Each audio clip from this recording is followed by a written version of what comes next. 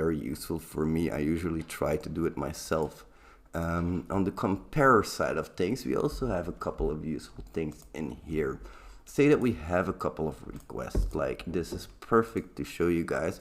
We have a lot of these socket requests, and we want to know what's actually different between all of these different GET requests.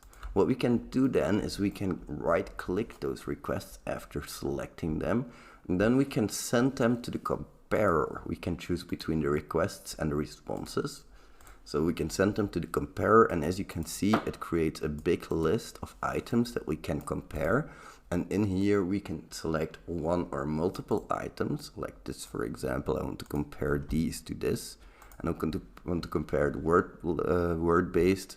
Now if I select multiple items from here, guys, this is a multi-select list, but it does not work that way.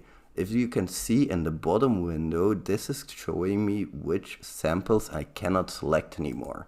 And I have a range selected in here of all of the other ones, but it's only showing me this one.